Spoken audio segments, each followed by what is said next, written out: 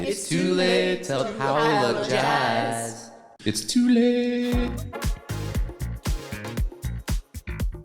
That was so terrible. But from radioactive wasps to radioactive interest rates, we're breaking down what Jerome Powell said and the jobs report and what that really means for the housing industry. Let's dive into it. So workers at a site in South Carolina that once made key parts for nuclear bombs have found a radioactive wasp nest, but officials say there is no danger. Don't worry. No danger, don't worry. They're just radioactive wasps. No Some danger glowing until wasps. the wasps measure like 1 foot in length and like 8 inches in Sounds like a in Marvel width, Marvel right? movie or Yeah, something like that. When someone gets bit by one and they become like some sort of super no danger superhero. until they like Ooh, swarm that'd be down, fun. pick up your cats and dogs and start flying off with them.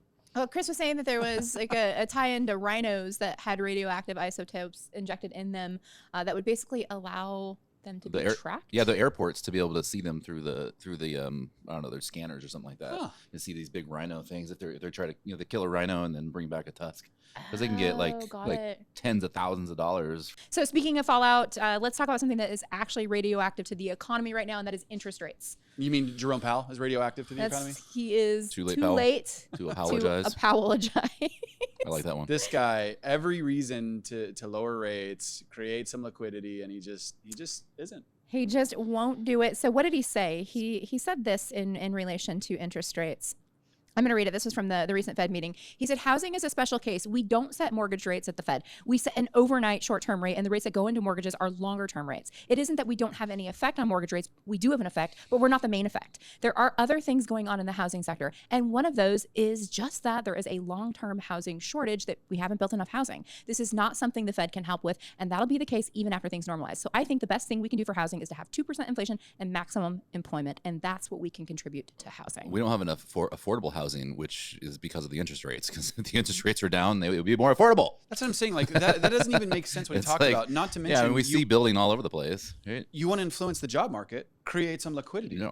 Because now people get on the up and up, more jobs open up, everything. And not only that, when there's more liquidity and everything's not so, very expensive to borrow, higher interest rates, right? That kills liquidity. But now your small businesses we were talking about just the other day, they're more afraid to spend money. And the jobs report came out today, right? It sure did. And it was low. And they revised like May and June by like 276,000 jobs. Like, wow. Reduced them. Like, what is going on with this? This is weird. Like, okay, like we're a government here that they can't count. They cannot count. Or they're just making up the numbers to make the markets move a certain way, or to justify Powell not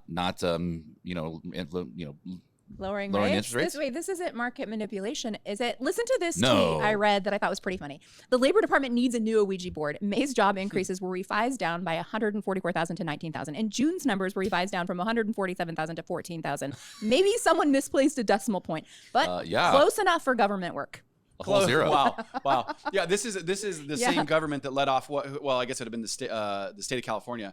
Remember when they couldn't find like $800 billion or something like that, or 80 billion? It was some just gargantuan number. We have no clue where it went.